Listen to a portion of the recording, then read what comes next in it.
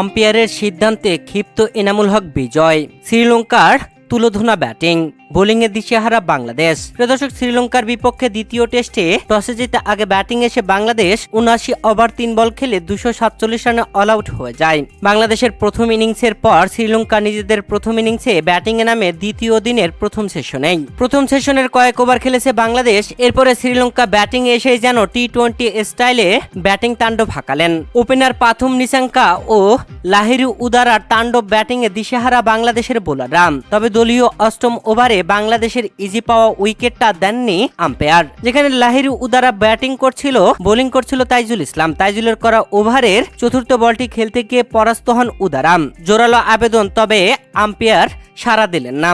এরপরে বাংলাদেশ দলের অধিনায়ক নাজমুল হোসেন শান্ত নিলেন রিভিউ। আর রিভিউতে স্পষ্ট দেখা যায় এটা ইজি আউট। তবে আম্পায়ারের সিদ্ধান্ত যদি আউট থাকতো তাহলে আউট হতো, কারণ পার্সেন্টেজ হিসেবে বলের বেশিরভাগটা স্টাম্পের উপরে ছিল।